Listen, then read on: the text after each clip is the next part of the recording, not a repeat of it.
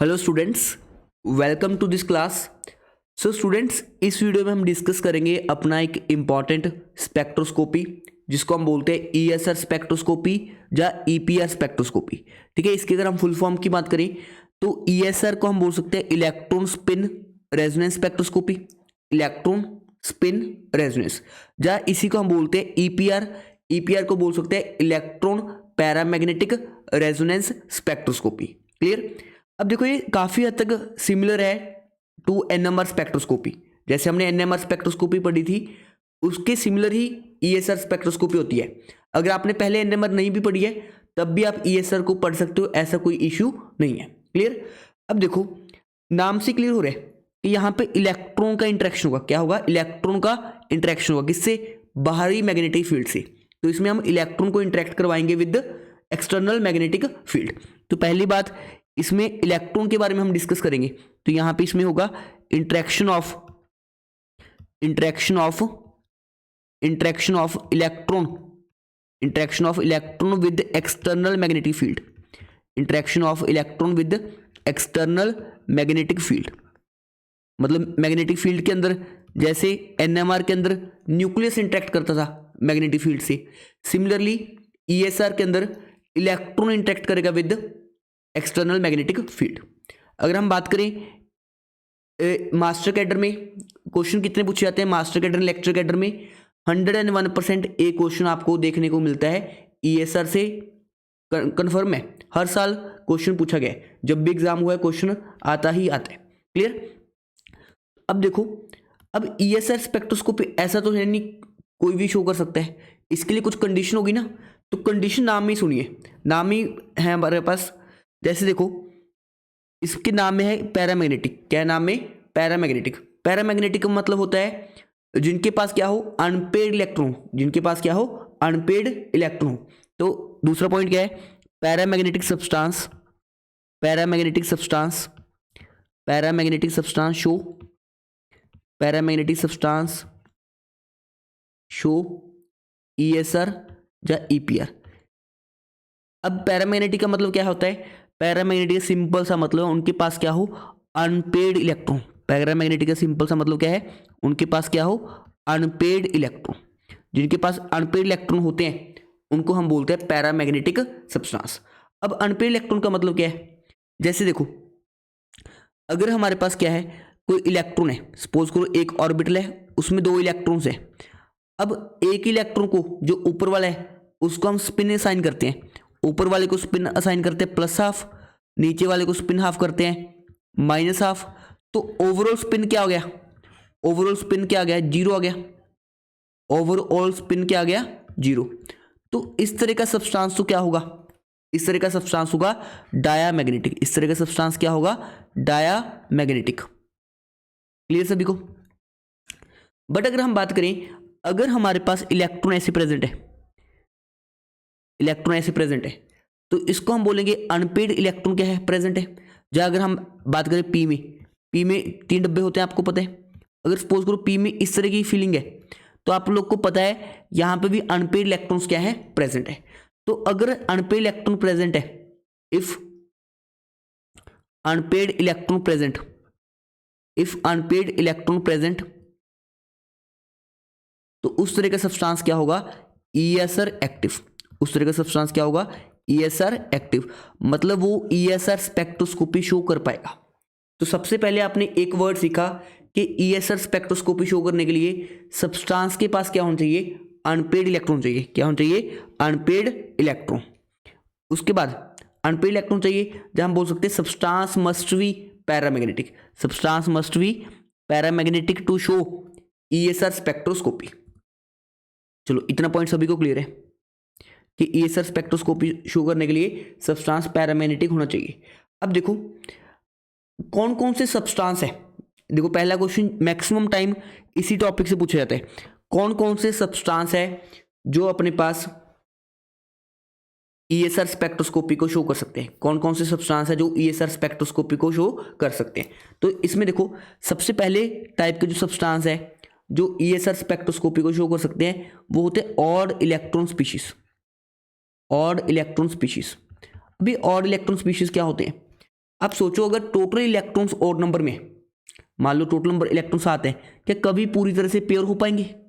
Pair कभी नहीं हो पाएंगे। अगर पेयर नहीं हो पाएंगे, इनकी तरह पेयर नहीं हो पाएंगे, अगर इनकी तरह पेयर नहीं हो पाएंगे, हमेशा एक इलेक्ट्रॉन तो ऐसा सिंगल बचेगा। अगर ऑड नंबर में इलेक्ट्रॉन्स हैं तो एक इलेक्ट्रॉन हमेशा किस फॉर्म में रहेगा? अनपेयर्ड फॉर्म में। तो इसीलिए ऑड इलेक्ट्रॉन स्पीशीज हमेशा क्या होते हैं? Always show ESR spectroscopy. Always show ESR spectroscopy. जो भी हमारे पास ऑड इलेक्ट्रॉन स्पीशीज होते हैं वो क्या शो करते हैं? ESR स्पेक्ट्रोस्कोपी को शो करते हैं। क्यों करते हैं ESR स्पेक्ट्रोस्कोपी को शो? बिकॉज उनके पास होता है अनपेयर्ड इलेक्ट्रॉन। नेक्स्ट देखो, इनके एग्जाम्पल देखते हैं हम। जो पहली एग्जाम्पल है मेरे पास वो होता है NO मॉलिक्यूल। कौन सा मॉलिक्यूल होता है? NO। अब मुझे कैसे पता चला NO और इलेक्ट्रॉन है? देखो नाइट्रोजन का एटॉमिक नंबर होता है 7, ऑक्सीजन का होता है 8, टोटल इलेक्ट्रॉन काउंट कर लो कितने आ गए? 15। और नंबर में इलेक्ट्रॉन है। क्लियर? दूसरी एग्जाम्पल है NO2। ठीक है, NO2 में देखो ऑक्सीजन के पास 8 इलेक्ट्रॉन है, 2 ऑक्सीजन के पास 16, इवन है। नाइट्रोजन के पास 7 इलेक्ट्रॉन है, ऑड है, तो ओवरऑल ऑड नंबर आ गया। उसके अलावा ClO2। ठीक है, क्लोरीन के पास 4 इलेक्ट्रॉन होते हैं, ऑक्सीजन के पास कितने होते हैं? ऑक्सीजन के पास होते हैं 8, 2 ऑक्सीजन के पास 16, 16 प्लस 17 जोड़ेंगे तो ऑड नंबर आएगा। क्लियर? तो इस तरह के सब्सटेंस क्या शो करते हैं? ESR स्पेक्ट्रोस्कोपी को शो करते हैं। पहली कैटेगरी कौन सी है अपने पास? Odd electron species. दूसरे नंबर पे विच कंटेन अनपेड इलेक्ट्रॉन। दूसरे नंबर पे कौन से आएंगे? Which contain unpaired electron. Which contain unpaired electron. Which contain unpaired electron, जिनके पास क्या होता है? अनपेड इलेक्ट्रॉन होते हैं। क्लियर? अब जैसे कोई एग्जांपल देखते हैं हम। जैसे कोई एग्जांपल देखिए, मेरे पास है कॉपर। ठीक है, कॉपर। ठीक, कॉपर क्या शो करेगा आप सोच के बताओ। तो कॉपर में देखना पड़ेगा कि अनपेड इलेक्ट्रॉन है या नहीं है। इसकी कॉन्फ़िगरेशन फिल करते हैं हम। इसका एटॉमिक नंबर होता है 29। आपको पता है इसकी कॉन्फ़िगरेशन होती है आर्गन 3d9 4s2। ठीक है, क्या ये होती है? नहीं, इसकी कॉन्फ़िगरेशन होती है 3d10 4s1। क्या होती है कॉन्फ़िगरेशन? 3d10 4s1। क्या इसके पास अनपेड इलेक्ट्रॉन है? बिल्कुल है। ठीक है, देखो S के अंदर क्या पड़ा है? अनपेड इलेक्ट्रॉन पड़ा है। अगर हम बात करें कॉपर +2 की, क्या कॉपर +2 का मतलब क्या हो गया? 2 इलेक्ट्रॉन निकाल दिए हमने, एक इलेक्ट्रॉन S से गया, एक इलेक्ट्रॉन D से गया, कॉन्फ़िगरेशन क्या बच गई? Argon 3d9। अगर हम 3d9 को फिल करें, अगर हम 3d9 को फिल करें, D में 5 डब्बे होते हैं, ये 3d है अपने पास, तो 5 इलेक्ट्रॉन हमने फिल किए, फिर 6 7 8 9, तो इसके पास भी क्या है? अनपेड इलेक्ट्रॉन है। मतलब ये वाले सब्सटेंस भी क्या शो करेंगे? अपने पास ESR स्पेक्ट्रोस्कोपी को शो कर सकते हैं। इस तरह के सब्सटेंस भी क्या कर सकते हैं? ESR स्पेक्ट्रोस्कोपी को शो कर सकते हैं। क्लियर? तो कोई भी सब्सटेंस जिसके पास क्या होगा? अनपेड इलेक्ट्रॉन होंगे, वो ESR स्पेक्ट्रोस्कोपी को शो कर सकते हैं। नेक्स्ट देखो, नेक्स्ट है अपने पास इंपॉर्टेंट एग्जांपल। अगर हम बात करें N2 की, ठीक है, N2 की बात कर लो, O2 की बात करते हैं सबसे पहले। O2 की, O2। ठीक है, जो ऑक्सीजन मॉलिक्यूल होता है ना, अगर इसमें इलेक्ट्रॉन काउंट करेंगे हम 16 आ जाएंगे। एक ऑक्सीजन के पास क्या होते हैं? 8, 2 के पास कितने होंगे? 16। इवन देखते ऐसे नहीं सोचना कि इवन देखते ही ESR इनएक्टिव हो जाएगा, ऐसा कुछ नहीं है। आपको चेक करना पड़ेगा O2 के मॉलिक्यूल में अनपेड इलेक्ट्रॉन है या नहीं है। तो इसके लिए हमें ड्रॉ करनी पड़ेगी इसकी MOT डायग्राम। क्या ड्रॉ करनी पड़ेगी? इसकी MOT डायग्राम। अगर हम इसकी MOT डायग्राम बनाएं तो आपको पता है सबसे नीचे क्या होता है? सिग्मा 1s, फिर क्या होता है? सिग्मा स्टार 1s, ये केमिकल बॉन्डिंग का पार्ट है। Sigma 2s, sigma star 2s। ठीक है, उसके बाद आता है अपने पास सिग्मा 2pz, फिर आता है pi 2px is equal to pi 2py, pi 2px is equal to pi 2py। फिर आते हैं अपने पास स्टार वाले, पाई स्टार 2px, यहाँ पे आएगा पाई स्टार 2py, और लास्ट पे क्या आता है? Sigma star 2pz। क्लियर? उसके बाद देखो, अगर हम 16 इलेक्ट्रॉन फिल करें, 1 2 3 4 5 6 7 8 9 10 11 12 13 14 15 16, अगर हमने इसकी देखिए एमओटी डायग्राम, हमने देखा कि जो लास्ट वाले 2 इलेक्ट्रॉन्स है ये क्या है, अनपेड इलेक्ट्रॉन्स है, ये क्या है, अनपेड इलेक्ट्रॉन्स है। तो ध्यान रखो, important note, O2 is paramagnetic in nature. O2 क्या होता है अपने पास, पैरामैग्नेटिक नेचर का होता है, पैरामैग्नेटिक इन नेचर। जो O2 होता है अपने पास क्या होता है, पैरामैग्नेटिक नेचर का होता है। तो ये अपने पास ESR स्पेक्ट्रोस्कोपी को शो कर सकता है। क्लियर।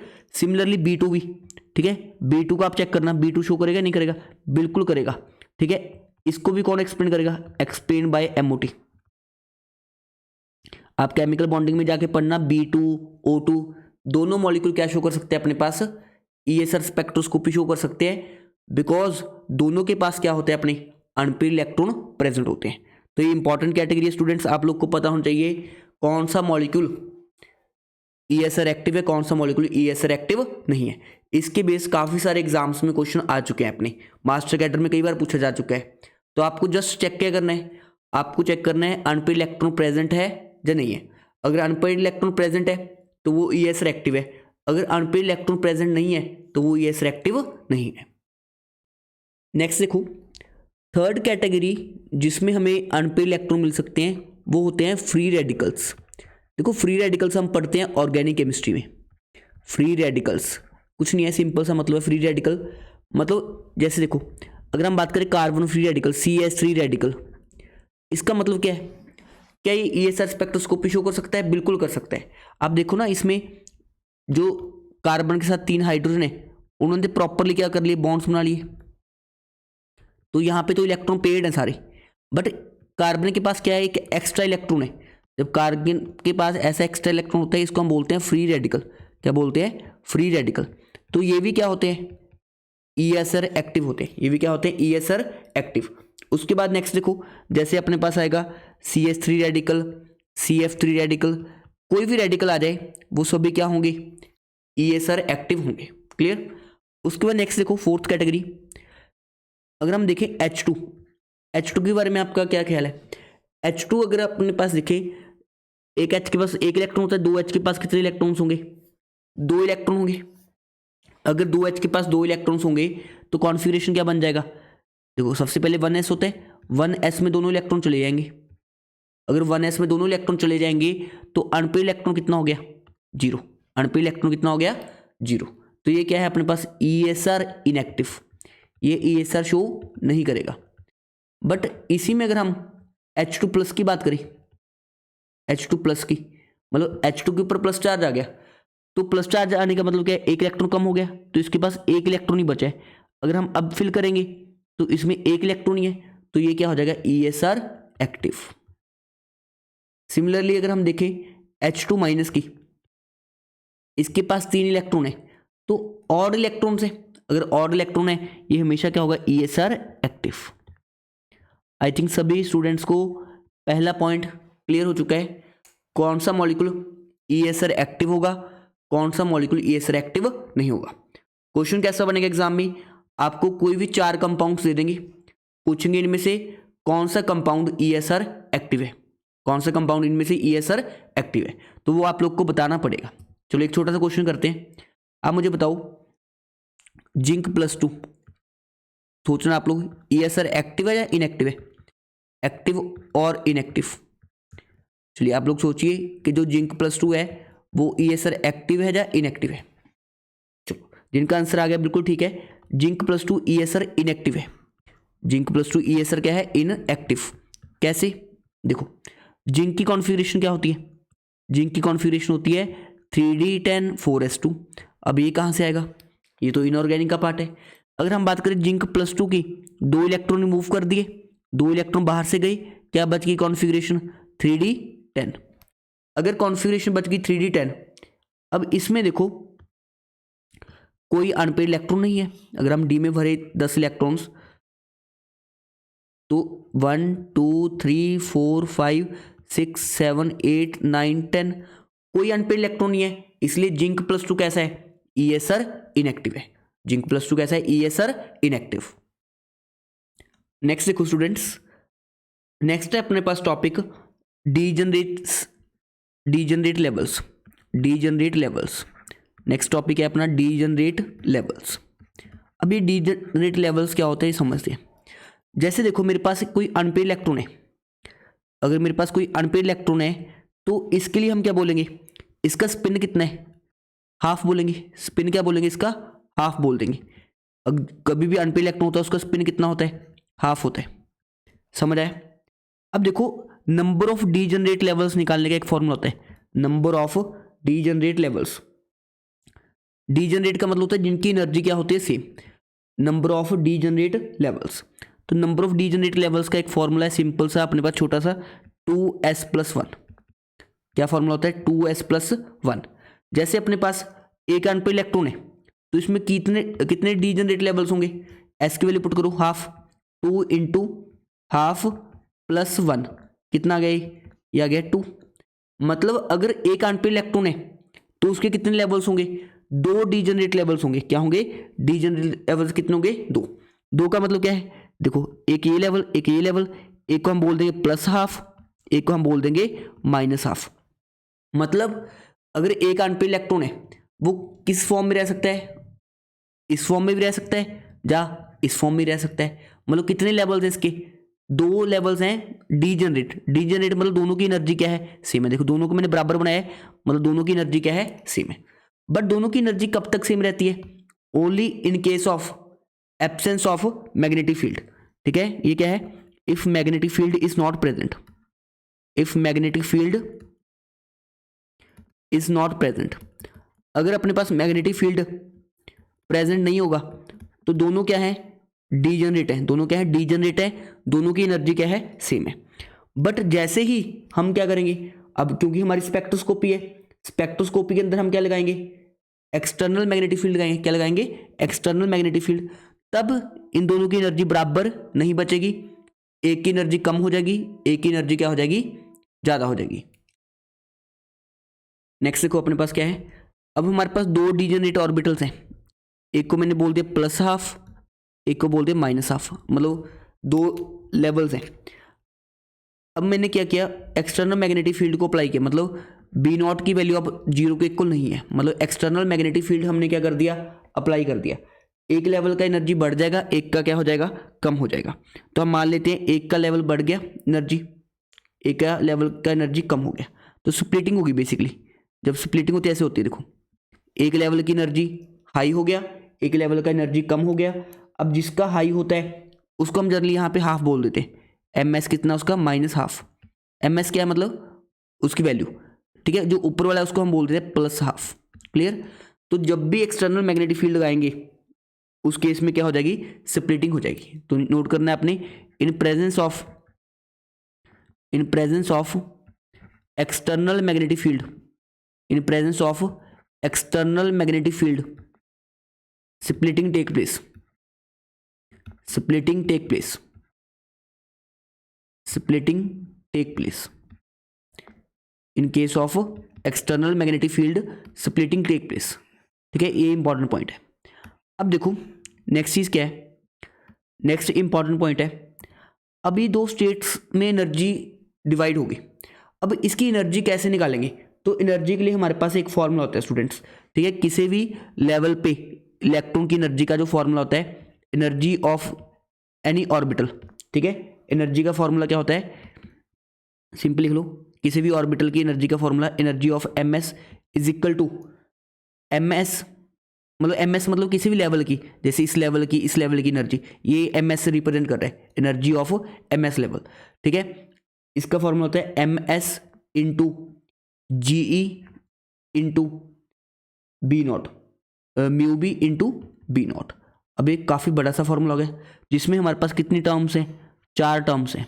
ठीक है, अजीब सा फॉर्मूला है, थोड़ा सा इसको समझते हैं क्या फॉर्मूले का मतलब है। यहाँ पे ms बताता है स्पिन को, यहाँ पे ms किसको बताता है, इलेक्ट्रॉन स्पिन को। ms किसको बताता है, इलेक्ट्रॉन स्पिन को। +½ है या -½ है, +½ है या -½ है। यहाँ पे g बताता है लांडे फैक्टर को, अब नाम याद करना पड़ेगा, g किसको बताता है, लांडे फैक्टर को, यहाँ से न्यूमेरिकल आया हुआ है। जो μB है ये होता है बोहर मैग्नीट्यूड, ये क्या होता है, बोहर मैग्नीट्यूड। कुछ नहीं है, आपको जस्ट फॉर्मूला ध्यान रखना है, बोहर मैग्नीट्यूड। इसको थोड़ा सिंप्लीफाई करेंगे, बी नॉट क्या है हमारे पास, जो हम मैग्नेटिक फील्ड अप्लाई कर रहे हैं, बी नॉट क्या है, मैग्नेटिक फील्ड, बी नॉट क्या है, मैग्नेटिक फील्ड। आई थिंक इतना पार्ट सभी को क्लियर है। एनर्जी का फॉर्मूला क्या है, चार चीजों का प्रोडक्ट है, एम एस जी ई म्यू बी बी नॉट। अब अगर हमारे पास कितने लेवल्स हैं, दो लेवल्स हैं, अभी हमारे पास कितने लेवल्स हैं, दो लेवल्स हैं। इनकी अगर हम एनर्जी डिस्कस करें, देखो इन दोनों लेवल्स की एनर्जी डिस्कस करें। देखो एनर्जी का तो फॉर्मूला हमने डिसाइड कर लिया। एनर्जी का फॉर्मूला क्या होता है, आप लोग को एनर्जी का फॉर्मूला ज़्यादा हो गया होगा। एनर्जी ऑफ किसी भी और level is equal to M S G E mu B B not. Clear. अब अगर M S is equal to minus half है तो एनर्जी क्या बन जाएगी, एम एस की जगह क्या पुट कर दूंगा, माइनस हाफ, तो एनर्जी क्या आएगी, देखो एनर्जी आ जाएगी अपने पास minus half ji E mu B B not. मतलब इस लेवल की एनर्जी क्या आ जाएगी, minus half ji E mu B B not. ऊपर वाले लेवल की एनर्जी कितनी आ जाएगी, plus half ji E mu B B not. Clear, दोनों क्लियर हो गया आपको। अब अगर इनमें डिफरेंस देखें, अगर इनमें डिफरेंस देखें, अगर डेल्टा ई एनर्जी का गैप है, डेल्टा ई एनर्जी का क्या है, गैप है, इसको मैं एच न्यू रिप्रेजेंट करूं। आपको पता है एनर्जी का फॉर्मूला क्या होता है, एच न्यू होता है, ठीक है। इन दोनों के बीच का गैप वो क्या होगा, फाइनल की एनर्जी, मतलब एक्साइटेड स्टेट की एनर्जी माइनस ग्राउंड स्टेट की एनर्जी। तो अगर हम निकालें डेल्टा ई जो किसके इक्वल है, एच न्यू के इक्वल है, वो किसके इक्वल आ जाएगा, एक्साइटेड स्टेट की एनर्जी माइनस ग्राउंड स्टेट की एनर्जी। एक्साइटेड स्टेट की एनर्जी कितनी है, हाफ जी ई mu B B nought minus, ठीक है, excited state minus ground state करेंगे ना, तो माइनस करेंगे, यहां पे भी माइनस है तो क्या आएगा, माइनस हाफ जी ई म्यू बी बी नॉट। दोनों ऐड हो जाएंगे टर्म्स, जब ऐड हो जाएंगे आप देखो क्या बनेगा फॉर्मूला, जी ई म्यू बी बी नॉट। क्या फॉर्मूला बन जाएगा, जी ई म्यू बी बी नॉट। ये फॉर्मूला बन जाएगा अपने पास डेल्टा ई का, जो किसकी इक्वल है, एच न्यू, किसकी इक्वल है, एच न्यू के इक्वल है। तो आपको ये फॉर्मूला टिप्स पे करना है, ठीक है। अब इसके बाद देखो, मतलब जो दो लेवल्स के बीच का एनर्जी गैप बना है वो किसके इक्वल है, एच न्यू बोल दो, जा जी ई म्यू बी बी नॉट। अब ना आगे क्वेश्चन क्या बनता है, जो अपने पास जी ई है एंड म्यू बी है, इन दोनों को कंबाइनली हम जी ई एंड म्यू बी दोनों को हम कंबाइनली बोल देते हैं एक टर्म गामा ई। क्या बोल देते हैं, गामा ई। देखो टर्म्स काफ़ी आ रही हैं बट करना पड़ेगा। गामा क्या होता है यहाँ पे, गायरोमैग्नेटिक रेशियो। क्या होती है ये, गायरोमैग्नेटिक रेशियो। ठीक है, थोड़ा सा अगले अगले पेज पे लिख देता हूँ। ठीक है, देखो अभी तक आपको ध्यान रखना क्या है, फॉर्मूला क्या बने, delta E is equal to H nu which is equal to G E mu B B nought. ठीक है, इन दोनों को कंबाइनली हम क्या लिख सकते हैं, H nu is equal to gamma E into B nought. यहाँ पे गामा क्या होता है, गायरोमैग्नेटिक रेशियो। ये क्या होता है अपने पास, gyromagnetic ratio, gyromagnetic ratio. Clear सभी को। उसके बाद नेक्स्ट देखो, ये गायरोमैग्नेटिक रेशियो क्या आती है, ये सिंपली प्रॉपर्टी ऑफ न्यूक्लियस है या प्रॉपर्टी ऑफ इलेक्ट्रॉन है। ये क्या होती है, property of electron. Clear, property of क्या होती है, इलेक्ट्रॉन होती है। इसमें देखो ध्यान से, अगर गायरोमैग्नेटिक रेशियो बढ़ेगा, ध्यान रखना आपको रिलेशन, अगर गामा बढ़ता है, गामा ऑफ ई बढ़ेगा, तो दो लेवल्स के बीच में एनर्जी गैप भी क्या होंगे, इंक्रीज होंगे। अगर गामा ई बढ़ेगा तो दो लेवल के बीच में एनर्जी गैप्स भी क्या होंगे, इंक्रीज होंगे। देखो आप ऐसे सोचो ना, जो गैप है वो डायरेक्टली प्रोपोर्शनल टू क्या है, गामा ई है। As gamma e increases delta e also increases, मतलब दो लेवल्स के बीच में एनर्जी गैप क्या होंगे, इंक्रीज होंगे। अगर हम बात करें for electron, for electron gamma is very high, for electron gamma is very high, मतलब इलेक्ट्रॉन के लिए जो गामा की वैल्यू होती है वो काफ़ी हाई होती है। For electron gamma is very high. अगर गामा हाई होगा as compare to gamma of nucleus, gamma of electron is very greater than gamma of nucleus, या प्रोटॉन बोल दो, गामा ऑफ प्रोटॉन। अगर इलेक्ट्रॉन का गामा ज़्यादा होगा एज कंपेयर टू प्रोटॉन, तो इट मीन्स अपने पास जो इलेक्ट्रॉन के लिए एनर्जी गैप्स होंगी वो काफ़ी ज़्यादा होंगी। ये ग्राउंड स्टेट है, ये एक्साइटेड स्टेट है। और जो प्रोटॉन के लिए मतलब एक तरह से बोल सकते हैं न्यूक्लियस के लिए जो गैप्स होंगे वो क्या होंगे, काफ़ी कम होंगी। समझ गए? ये किसके लिए है, इलेक्ट्रॉन के लिए, और ये किसके लिए अपने पास, प्रोटॉन के लिए। ये किसके लिए है, प्रोटॉन के लिए। तो इलेक्ट्रॉन के लिए गामा की वैल्यू ज़्यादा थी, ये प्रैक्टिकल चीज़ है। इट मीन्स वहाँ पे गैप भी क्या होंगे, ज़्यादा। प्रोटॉन के लिए गैप्स भी क्या होंगे, कम होंगे। इसीलिए जो हमारी ESR स्पेक्ट्रोस्कोपी है, इंपॉर्टेंट पॉइंट बोल रहा हूँ, एग्जाम में क्वेश्चन आ रहा है। ESR स्पेक्ट्रोस्कोपी में हम क्या यूज़ करते हैं, माइक्रोवेव्स को यूज़ करते हैं। किसको यूज़ करते हैं, माइक्रोवेव्स को। ESR स्पेक्ट्रोस्कोपी में किसको यूज़ करते हैं, माइक्रोवेव्स को। रीज़न, माइक्रोवेव्स की एनर्जी काफ़ी ज़्यादा होती है as compare to radio waves, क्योंकि प्रोटॉन में NMR स्पेक्ट्रोस्कोपी में एनर्जी गैप कम होते हैं प्रोटॉन की वजह से। प्रोटॉन पढ़ते हैं वहाँ पे, जिन्होंने नहीं पढ़ा, प्रोटॉन पढ़ते हैं, प्रोटॉन में गामा की वैल्यू कम है, एनर्जी गैप्स कम है, तो यहाँ पे हम कम एनर्जी की क्या यूज़ करते हैं, रेडिएशन। इसलिए NMR के अंदर हम यूज़ करते हैं रेडियो वेव्स को। आई थिंक सभी को क्लियर हो चुका होगा कि हम NMR स्पेक्ट्रोस्कोपी के अंदर यूज़ करते हैं रेडियो वेव्स को, एंड ESR स्पेक्ट्रोस्कोपी के अंदर यूज़ करते हैं माइक्रोवेव्स को। नेक्स्ट देखो, इसी फॉर्मूला पे दोबारा आता हूँ, ठीक है। बार बार रिपीट करूंगा तभी आपको फॉर्मूला याद होगा, ठीक है। डेल्टा ई किसके इक्वल था, बोलो। डेल्टा ई था एच न्यू के इक्वल। एच न्यू किसके इक्वल था, GE म्यू बी नॉट, ठीक है। अब सारी टर्म्स को हम थोड़ा सा और इलेबोरेट करते हैं, ठीक है। यहाँ पे न्यू निकालो पहले, न्यू की वैल्यू अगर आपको पता हो हमें कितनी फ्रीक्वेंसी भेजे, कितनी फ्रीक्वेंसी भेजे सो डैट ये गैप के बराबर हो जाए, ठीक है। हमें पता चल जाएगा कि हमने माइक्रोवेव की कितनी फ्रीक्वेंसी भेजनी है जो इस गैप के इक्वल हो जाएगी। क्लियर, वो किसके इक्वल आएगी, GE mu B not divide by H। और इसी से मास्टर कैडर में कई बार क्वेश्चन आ जाते हैं। क्लियर, अब देखो यहाँ पे सारी टर्म्स को एक बार सीख लेते हैं। जी को हम बोलते हैं लांडे स्प्लिटिंग फैक्टर, बता चुका हूँ बट रिपीट कर रहा हूँ सो डैट आपको पूरी क्लैरिटी मिल जाए। लांडे स्प्लिटिंग फैक्टर जिसकी वैल्यू कितनी होती है अपने पास, जिसकी वैल्यू होती है 2.0, और इसमें थोड़ा बहुत वेरिएशन रहता है, ठीक है। मतलब लगभग 2 होती है, लगभग कितनी होती है, जी की वैल्यू 2। ये भी क्वेश्चन बन सकता है कि लांडे जी फैक्टर की वैल्यू कितनी होती है, ठीक है। उसके नेक्स्ट देखो, जो म्यू भी होता है बोहर मैग्नेटोन बोलते हैं इसको, क्या बोलते हैं, बोहर मैग्नेटोन, ठीक। कई कई बुक्स में ना इसको रिप्रेजेंट कर देते हैं विद बीटा, किससे रिप्रेजेंट कर देते हैं, बीटा से, तो वो कंफ्यूज नहीं होना। इसकी वैल्यू जो होती है हमारे पास प्रैक्टिकल है 9.27 इंटू 10⁻24 जूल पर टेस्ला, क्या होते हैं, जूल पर टेस्ला। उसके बाद जो यहाँ पे बी नॉट है, बी नॉट होता है अपने पास जो हम मैग्नेटिक फील्ड अप्लाई कर रहे हैं, magnetic field strength, magnetic field strength, ये क्या होता है अपने पास, मैग्नेटिक फील्ड स्ट्रेंथ, जिसकी यूनिट होती है अपने पास गॉस, ठीक है। आप लोगों ने पढ़ा होगा थोड़ा बहुत गॉस, जा इसकी यूनिट होती है टेस्ला, इसकी यूनिट होती है गॉस, जा हम बोल सकते हैं टेस्ला। अगर हम रिलेशन देखें, एक गॉस किसके इक्वल होता है, 1 gauss is equal to 10⁻⁻4 tesla. एक गॉस किसके इक्वल होता है, 10⁻⁻4 टेस्ला के इक्वल होता है। क्लियर, तो अभी तक हमने ये फॉर्मूला सीखा है, ठीक है।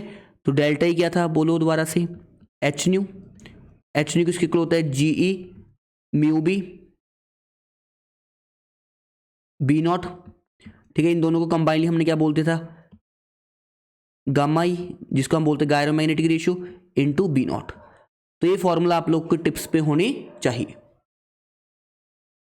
नेक्स्ट देखो, अगर हम थोड़ा सा डाटा दे दूं आपको मैं, जो गामा ऑफ इलेक्ट्रॉन होता है वो होता है अपने पास 28,000 मेगाहर्ट्ज पर टेस्ला, ठीक है, ये यूनिट होती है। और जो गामा ऑफ प्रोटॉन है वो होता है अप्रॉक्सीमेट 52.57 मेगाहर्ट्ज पर टेस्ला। तो आपको यहाँ से क्लियर हो रहा होगा कि जो गैप है, एनर्जी गैप है, वो इलेक्ट्रॉन के लिए तो बहुत ज़्यादा होता है क्योंकि गामा ज़्यादा है इलेक्ट्रॉन के लिए। अगर हम बात करें प्रोटॉन के लिए, ये गैप क्या होगा, काफ़ी छोटा होगा, ठीक है। इसलिए ESR में हम यूज़ करते थे माइक्रोवेव्स को, और प्रोटॉन के अंदर NMR के अंदर हम यूज़ करते थे रेडियो वेव्स को। इसको यूज़ करते थे रेडियो वेव्स को। तो पूरी क्लैरिटी के साथ आपको ये चीज़ें पता होनी चाहिए। अब नेक्स्ट देखते हैं एग्जाम में मास्टर कैडर में कैसे न्यूमेरिकल्स आए हुए हैं। देखो मैं हर एक चीज़ बेसिक से पढ़ा रहा हूँ, तो बस अभी के लिए आपको मेरे लिए एक फॉर्मूला याद करना है एनर्जी का, एच न्यू डेल्टा ई का, जो क्या होता है जी ई म्यू बी बी नॉट। ठीक है, कई बार हमारे पास जो म्यू बी है उसको रिप्रेजेंट कर देते हैं बीटा से, तो कंफ्यूज नहीं होना, जी ई बीटा बी नॉट। ठीक है, तो ये आपको फॉर्मूले ध्यान रखना है। अभी के लिए इतना सा ही पार्ट लर्न करने का है, बाकी सब चीज़ें समझने वाली थी। अब देखो एग्जाम में मास्टर कैडर में कैसे क्वेश्चन आते हैं। जैसे पहला क्वेश्चन आपकी स्क्रीन पे है, आपको क्या दिया है, कैलकुलेट ईएसआर फ्रीक्वेंसी। आपको फ्रीक्वेंसी पता करनी है, क्या पता करनी है, frequency in the magnetic field of 30,000 Gauss. ठीक है, आपको ये किसकी यूनिट दी है, गॉस यूनिट दी है किसकी, मैग्नेटिक फील्ड की। और आपको डाटा गिवन है, जो जी की वैल्यू लेनी है, लैंडे फैक्टर की वैल्यू लेनी है, वो लेनी है 2। और जो आपके पास बोहर मैग्नेट्रोन है, ये म्यू बी की वैल्यू दी है आपको, किसकी वैल्यू दी है, म्यू बी की, वो दी है 9.27 इंटू 10⁻24 जूल पर टेस्ला। तो मेरे माइंड में तो एक ही फॉर्मूला आ रहा है कि सर ने फॉर्मूला बताया delta E is equal to H nu, जो किसकी इक्वल होता है म्यू जी ई म्यू बी बी नॉट। तो आपको जी ई की वैल्यू भी दी है, आपको क्या दिया है, जी ई का वैल्यू दिया है, ठीक है 2, म्यू बी का वैल्यू दिया है जूल पर टेस्ला में, बी नॉट का वैल्यू दिया है 30,000 गॉस। क्लियर। अब देखो आपको आंसर बताना है, सपोज करो गीगा हर्ट्स में बताना है आपको, ठीक है, फ्रीक्वेंसी है हर्ट्स में हो जाएगी, बट आपको आंसर बताना है गीगा हर्ट्स में। मैंने बोल दिया आपको गीगा हर्ट्स में बताना है आंसर। अभी गीगा हर्ट्स क्या होता है ये भी बता दूंगा आपको, ठीक है ना। सबसे पहले देखते हैं, देखो अपने पास मैग्नेटिक फील्ड की यूनिट होती है, टेस्ला भी होती है, यहाँ पे टेस्ला दी है, यहाँ पे गॉस दी है। तो आप करो पहले यूनिट को सेम करो, ठीक है। आपको पता है 1 गॉस किसके इक्वल होता है, 1 गॉस होता है 10⁻⁴ टेस्ला के, पीछे मैंने बताया 1 gauss is equal to 10⁻⁴ tesla. तो यहाँ पे 30,000 गॉस है, मतलब इसको बोल सकता हूँ इतना गॉस किसके इक्वल होगा, 3 इंटू 10⁻⁴ इंटू 10⁻⁴ टेस्ला, मतलब कितना आ गया 3 टेस्ला। तो सबसे पहले जो हमें मैग्नेटिक फील्ड दिया है वो किसकी दी है, टेस्ला में 3 टेस्ला आ जाएगी, कितनी आ जाएगी 3 टेस्ला। अब आपको फाइंड आउट क्या करना है, न्यू फाइंड आउट करना है। तो न्यू का फॉर्मूला क्या आएगा, g E mu B B not divide by h. Clear. अब देखो सारी वैल्यूज पुट करते हैं, जी की वैल्यू बताओ कितनी है, जी की वैल्यू है अपने पास 2.0, जी की वैल्यू कितनी है 2.0। उसके बाद म्यू बी की वैल्यू कितनी दी है, आपको क्वेश्चन में गिवन है 9.27 इंटू 10⁻⁴ जूल पर टेस्ला। उसके बाद हमने टेस्ला के अंदर ही क्या निकाल दिया, मैग्नेटिक फील्ड, कितना आ गया 3 टेस्ला, कितना आ गया 3 टेस्ला, डिवाइड बाय क्या आएगा, आपको पता है एच की वैल्यू, एच की वैल्यू पेपर वाला दे भी सकता है नहीं भी, तो एच की वैल्यू अप्रॉक्सीमेट होती है, जो एच की वैल्यू होती है हमारे पास 6.62 इंटू 10⁻34 जूल सेकेंड। तो पुट करेंगे 6.62 इंटू 10⁻34 जूल सेकेंड। तो आपको देखो क्या क्या कट रहा है, पहले यूनिट काट देते हैं हम, यूनिट अगर हम काटें जूल से जूल कटेगा, ठीक है, टेस्ला इनवर्स और टेस्ला क्या हो जाएंगे आपस में कैंसिल आउट हो जाएंगे, तो यूनिट बचेगी फाइनली आंसर की वो सेकंड इनवर्स होगी, क्या होगी सेकंड इनवर्स। तो इसको आप सॉल्व करना न्यू को, ठीक है, मैं अप्रॉक्सीमेट कर रहा हूँ, ठीक है। क्वेश्चन में पेपर में इजी कैलकुलेशन आएगा 837 इंटू 10⁻10 सॉल्व करना आप आ जाएगा, इसका आंसर आएगा सेकंड इनवर्स। अब सेकंड इनवर्स को ही हम क्या बोलते हैं हर्ट्स, तो आंसर कितना आएगा 837 इंटू 10⁻10 हर्ट्स। बट आपको तो आंसर किस में देना है, गीगा हर्ट्स में, किस में देना है गीगा हर्ट्स में। तो 1 गीगा किसकी इक्वल होता है 10⁻9 की, तो देखो 1 गीगा होता है 10⁻9 की, सॉरी ये आंसर ना 8.37 आएगा यहाँ पे, 8.37 इंटू 10⁻10। अब इसको ऐसे लिख सकता हूँ 83.7 इंटू 10⁻9 हर्ट्स, एक ही तो बात है। इसको क्या बोल सकता हूँ गीगा हर्ट्स, तो गीगा हर्ट्स में कितना आंसर आ गया 83.7 गीगा हर्ट्स। क्लियर। इस तरह से हम क्वेश्चन को सॉल्व कर सकते हैं, ठीक है। पेपर में कैलकुलेशन इजी आएगा, आप उस चीज़ की टेंशन मत लो, बस आपको इन द एंड फॉर्मूला पता होना चाहिए। तो नेक्स्ट क्वेश्चन आपके लिए, आपको क्वेश्चन क्या दिया है, कोई ESR स्पेक्ट्रोमीटर है जो वर्क कर रहा है कहाँ पे, 10 मेगाहर्ट्ज पे, ठीक है, 10 मेगाहर्ट्ज पे। मतलब आपको क्या दिया है, न्यू का वैल्यू दिया है, किसका वैल्यू दिया है, न्यू का वैल्यू, न्यू का वैल्यू ये आप लोगों को इतना तो क्लियर हो चुका होगा कि न्यू का वैल्यू आपको गिवन है। उसके बाद आपसे पूछा क्या गया है, calculate the magnetic field strength, calculate the magnetic field strength in Tesla, किसमें फाइंड आउट करनी है, इन टेस्ला। अब इस क्वेश्चन में ना 2 चैलेंज किए मैंने आपके लिए, आपको मेगा का मतलब पता है या नहीं पता। सबसे पहली बात तो आपको मेगा का मतलब पता है या नहीं पता, तो मैं आपको बता देता हूँ 1 मेगाहर्ट्ज किसके इक्वल होता है, 10⁻⁶ हर्ट्ज, किसके इक्वल होता है, 10⁻⁶ हर्ट्ज। चलो इतना ही हिंट देना था मेरे को, बाकी क्वेश्चन आप ट्राई करो, ठीक है, आप वीडियो को पॉज करो, कैलकुलेटर की हेल्प से करो, फॉर्मूला लगाओ, बट फाइनल आंसर निकालो, ठीक है, वीडियो को पॉज करके फाइनल आंसर निकालो, फिर मेरे साथ मैच करना इसको। चलो उम्मीद करता हूँ आप लोगों ने ट्राई किया होगा, ठीक है। इसका जो मैग्नेटिक फील्ड का आंसर आएगा वो आएगा 3.58 इंटू 10⁻⁻4 टेस्ला। कितना आंसर आएगा, 3.58 इंटू 10⁻⁻4 टेस्ला। चलिए सॉल्व करते हैं इसको। तो देखो कैसे करना है क्वेश्चन को सॉल्व, ठीक है, फॉर्मूला तो वही रहेगा अपना, nu is equal to GE mu B B not divide by H। बस इस बार डिफरेंस क्या है आपको फाइंड आउट करना है, बी नॉट। तो बी नॉट की वैल्यू क्या आ जाएगी, H nu divide by GE into mu B. Clear, H की वैल्यू सभी को पता है कितनी होती है, 6.6 इंटू 10⁻34 अप्रॉक्सीमेट यही होती है जूल सेकेंड। न्यू की वैल्यू आपको गिवन है कितनी, 10⁻6 सेकेंड इनवर्स, सॉरी गलत कर गया, 10 भी मल्टीप्लाई करेंगे ना, 10 मेगाहर्ट्ज है तो इसका मतलब आएगा 10 into 10⁻7 second inverse divide by g की वैल्यू तो आपको पता ही होता है, फिक्स होती है, वैसे एग्जैक्टली 2.03 दी है। क्लियर, उसके अलावा अपने पास क्या है,